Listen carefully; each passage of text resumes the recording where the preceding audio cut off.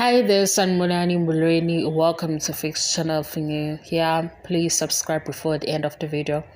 If returning, thank you for love and support. I appreciate you. Singane Simbu. Ganye no Sanu Simbu. Le video ngumpumelelo kanye nomsiliku. Umpumelelo kuyindodana kaMsilika. Bathi like father like son into yakhe asho mayini etshela umacelo. Sibuka phike lento sibuka ngemanipulation isesizobuka ngalo.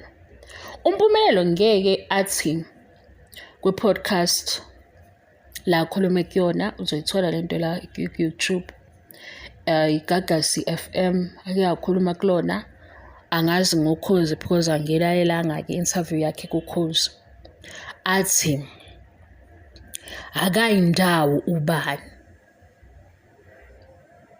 angithi kukhuluma i-ego la kukhuluma i-ego and ngeke azavuma umpumelelo ukuthi manje because ku-season 3 into ezosala ingaye lento ngicela uyizwe kuleyo ndawo singaye into uma kuba khona lo athi akahambi esho isikhathi eside mase yahamba ubezoba yifailure phela emehleni abantu ubezoba yifailure ngoba usebavezile akabavezile bamshiya mabemshile futhi sibona indlela abehave ngayo after ayikho futhi into eyokuthi even kuvela into eyiphutha epointwa abantu beyikhuluma ngayo ukuthi awenzi kahle ukuthini nokuthini even kuthando nesithembu ake senze isibonelo after birthday celebration episode ya kaMsiliku umpumelelo indlela akhuluma ngayo yena abantu ngokuthi sebeyibukile le episode ukuthi hawu uyingane phakathi kwabantu abadala uthatha imic ukhuluma kanje bayothetha ke naye ku comment section yakhe bakhuluma ngani ngenhlonipho indlela umpumelelo aphendula ngayo abizwe kumpumelelo after season 2 kwe podcast ku season 2 umpumelelo after season 2 of izingane zesithembu ushiywe abantu abawu3 akabavezile esesibazi ameke ngokuthi ubani akahambi akayindawo uma esehamba ngithi kusho ukuthi uyahluleka was okwakhe ukuthi mina naba abantu engikwazi ukuba control ngobani awukazi ukuthi akahamba ubani kodwa izenzo zakho azihlangani i-effort yakho ayilingani nokuthi lona ngithi akahlale because nginalezi inhloso ezinhle ngaye lona okuthiwa akahamba uyacomplaina uyakhala massive value episode stay for in i-ego yakhe ngoba maye hamba ifailure ubani umpumelelo ohlulekile kodwa maye hleli kusazosho ukuthi ibhude enganeni manje masixoxa kanje le ndaba we guys ngempela niyazenzisa noma anibona ukuthi umpumelelo lo oku-TV show ake sicizele kuleyo ndawo lo oku-TV show ilento esiyibone yenza ngoba manje uma usuzofika ku-social media uthi kodwa nina nikhuluma sikhuluma ngompumelelo oku-TV show awumboni yini enjalo ku-TV show kuvalwa uthi amahle ngicela ukuthi ngingabe usimangele ungitshele i-episode yokugcina uAmahle akazi ngokwe-TV show ukuthi umpumelelo useya lapha uyothi marry me now or will you marry me kuTirelo ngoba akamtshelanga asiyitholanga i-reaction kaAmahle kwi-episode yokugcina sesingayakha nje ngokuba creative ngoba siyibukile i-TV show uAmahle uzo-reacta kanje si-assume kodwa siyitholanga ku-TV ngoba umpumelelo akamtshelanga kanti noTirelo wezwe sexoxa ukuthi ngibuya le Emelmot kwenziwa umpumelelo manje why nilwa ngoba ilo mpumelelo simboka ku-TV show lo owayekhuluma kwiphathi yaMsiliku ethi kubo phakathi kwezihambeli noma ngabe into yabo babeyenzela i-TV show ngoba njengoba nihleze nisho ukuthi baya-act, wayekhuluma phakathi kwabantu abadala ethi ziningi izinto ezingicikayo. Ucabanga nje uhleli laphayana njengomngane womndeni omdala, uzozwa indodana yakhona ithi kunezinto ezingicikayo la ekhaya. Yingane le ekhulumayo. Angithi phela thina masibabaza ukucabanga kwakhe lo mqondo wakhe sibabaziswa into esinikezwe yi-TV show. Ezinye izinto ezenzeka lana kwakhona manje sengicikekile lapho uthathe i-mic kumnini. Umnini ubekhalisa ukuthi usebona ubaba wakhe right kade egula wagcina engasekwazanga ukukhuluma, ingane iba emotional. Umnini mncane kunoSibindi. uSibindi yena mayethatha i-mic uzokhuluma ngento engaziwa umuntu ngetone edelelayo, nase kukhandwa i-TV show. Angithi baya-etha. Hawu, mina ngiyibhubesi. uSibindi phela wathi uyibhubesi phakathi kwezihambeli ezisephathini. Manje nibona ubhubesi bakhe mase sibuka le TV show ukuthi kahle kahle uze uthi nje uyibhubesi kwenze njani. Hayi sesibabi ngoba sibhitha. Sesixakekile sinjani njani. uSibindi nje washo kubantu kukhona ngisho abafundisi. Kukhona imndeni yakubo wathi yena uyibhubesi. Manje ke thina sesikhalculator motives ebhubesi ngoba sesinakho phela ukuthi utheni. Hawu, mina ngiyashaba ngawe sazomanipulate la phansi komhlaba. Yabo la kwa-earth uzomanipulate mawuzohlwa izinto ezilula kanjena. I-ego-ke kaSibindi lena ebisi-protectwa. Uprotectwa i-ego kaSibindi nayo futhi leyo bumamkhulu asiyixoxeni ngoba kuthiwa uMseleko ubefuna uTirelo abe umamkhulu. uMseleko bezokwenza into eyodwa, ukuvala nje into ethintene nebhenki lakhe kungayiwe eMelmode mayefuna lokho ngoba option enjalo unayo. Into athi angiyisupportile because ngifuna ukuthi siye Rustenburg kuqala. Kuphume ikhole yakho uMseleko wathi ayikhishwe imali, kodwa lobona isimele lana ithi ubani umamkhulu sithi uMseleko loyo ome ngayo ukuthi kodwa uMseleko ubefuna uTirelo abe umamkhulu. uMseleko uye sikholwa ukuthi imali iphume kuye njengoba nemali yokuyohlawula intombi eyathathelwa umntombi uSibindi yacelwa kuMseleko. Kodwa kube wayebuka ngesho lokuthi hayibo naba abaku-TV lena ngoba ayisekho ingxenye yethu asiyikhiphe ku-TV senzele isithunzi salaba bakhona. uMseleko sezwa kuthiwa ucela 12,000 and uMseleko noSibindi kule position yo-producer nobani ku-TV show bakhona bobabili. Wena uthi lena ke ayenze ukuthi yenzeka into angayifuni. Usho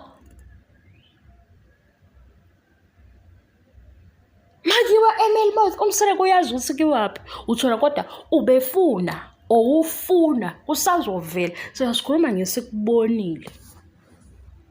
Sikubonile lokho ukuthi kuthiwa nakho kuthiwa lapha eMelmode wathina ayikhishwe imali.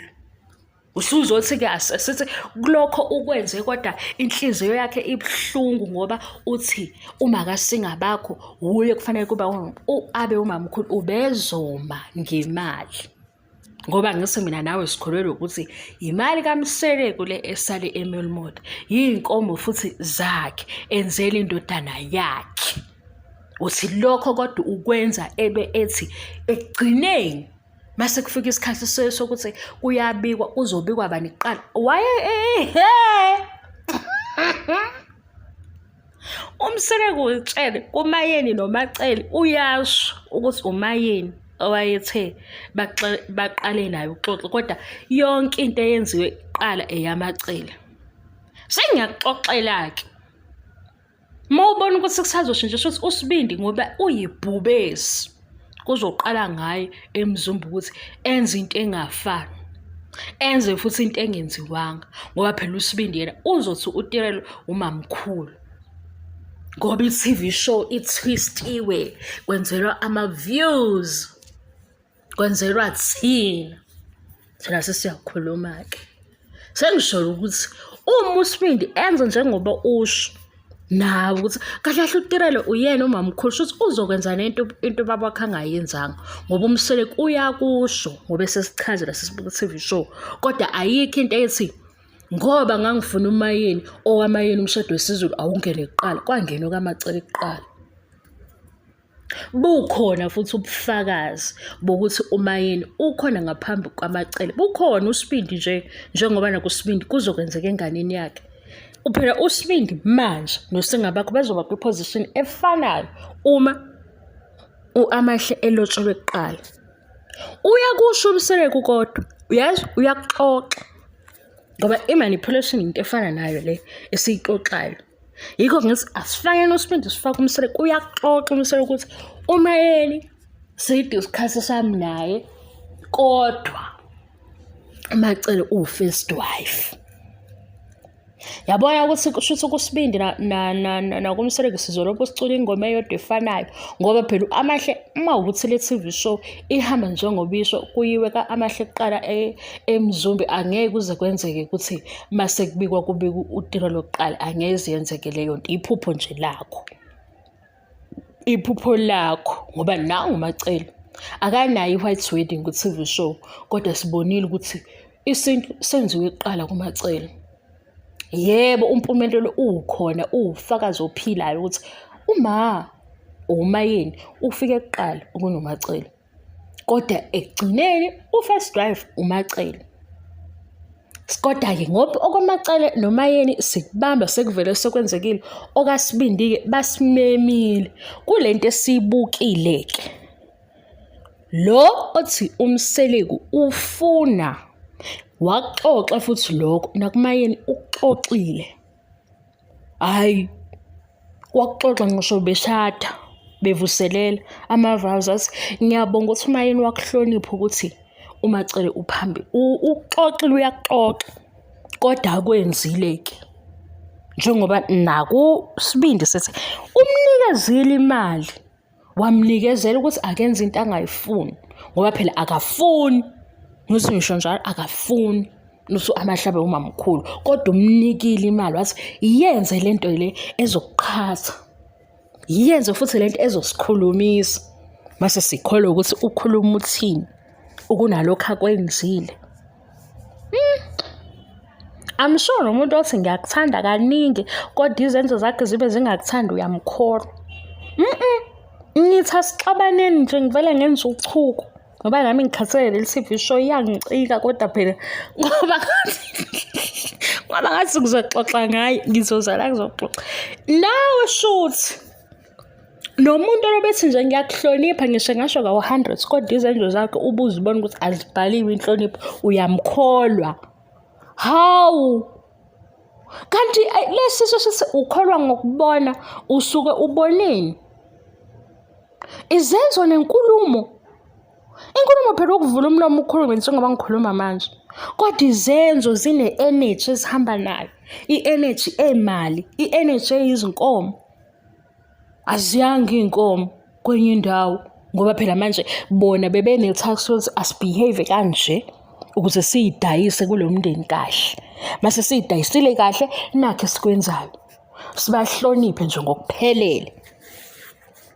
Sinawe la siyeMelmoti ilanga le kunemvula kuyafikwa lapha kufonela umseleki wathi ishiyeni imali, ngokuthi kufonelwe yena sicabanga ukuthi imali yakhe, kodwa senimile la nithi umseleki wayengafuni.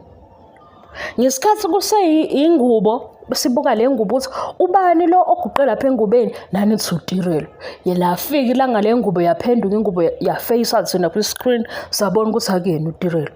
Nakhona ngesiphela besikholelwe ukuthi makuTirelo uyoba umamkhulu. Ilena ukuthi umamkhulu uyabanga niyi-relaxele niyipholele i-TV show sisazoxoxa ngayo, kodwa manje ngifuna nje lolo ukuthi umseleki yena ubefuna. Umseleki uyishiyile imali engange-12,000 engaphezulu lapha ya ngoba phela inhlawulo noMpumelelo yaba u-12,000 kuyinkomo eyodwa. Ngikuthathele lapho-ke inani lemali, kodwa nithi akafuni. Hawu, shuthi uma usunemali eningi uyavele uyikhiphe imali uyikhiphe into ongayifuni. Ngoba ukuthi uthe nje kuzosixabanisa ebephusha umqondo we-TV show le ozoba hooked masibuya futhi uyibuke. Ngoba phela umsebenzi useyishilo ukuthi unumber 1 wethu ilo, kodwa ukhipha imali wayonika lo. Hawu, hhayi shuthi niyabakholwa bonke abantu abakhuluma into abayikhulumayo. Nami nje njengoba ngikhuluma la, zikhona ezinye izinto engibuye ngiyikhulume ongathi nawe uyilalela ukuthi ayikho le fix. Zikhona.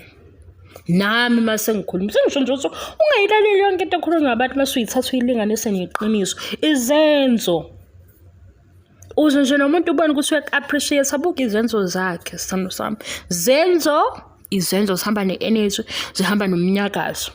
Ukukhuluma bokufunda ngosopolitiki, bakhuluma noma yini esifuna ukuyizwa, kodwa mase kufika ukuthi abenze beyihlalele nemindeni yabo, benze lento abafuna ukuyenza, benze yonke ifraud abayenzayo futhi beyenzele imindeni yabo. Mase besha bafuna ukuzodefendwa yithi, mase kuvela ukuthi nangubani ukhohlakele kangaka wadla ama-million kwasho afune thina manje sithi hayi ngoba umuntu omnyama sebemenza isigebengu, umuntu omnyama uyanakwa, kodwa nabelungu bayantshontsha. Akasiphanga ngisho 100 rand kade ntshontsha iy'ngane zakhe, behla benyuka ney'ngane zakhe. Siqayeke-ke thina senze ngale ndlela phela ukuthi i-system ihamba kanje. Uma sekuvela amacala akhe usufuna ukuzodefendwa yithi, ngise ngikulinganisela inkulumo yomuntu ifanise nosopolitiki. Mase kuthiwa thina ndle emnyama, thina anisiyeke.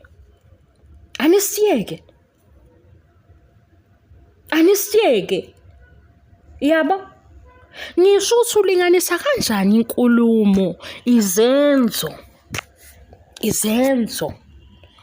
zomuntu uzilinganise-ke nento ayikhulumayo, ukuze umuntu uma engathi uyisithandwa sami kanjani uyizulu lami emhlabeni, kodwa ekuxhaphaze esho wonke lawo magama, ngoba lawo magama lawo awanaveli. Kodwa uma uyizulu lakhe emhlabeni uzokutreat-a njengaleyo nto. Kumane kube wuwe iqambelayo ukuthi hey, impatho kabani shuthi ngiyigugu kuyo, kodwa mazosho nje ngomlomo ukuthi uyigugu lami wena lolobu uhlele endaweni eyodwa. Mase uyeza uzosho ukuthi kodwa ubani uthi ngiyigugu lakhe. Mase ngenawe into oyikhulumayo siyibuke kuwe ingalingani.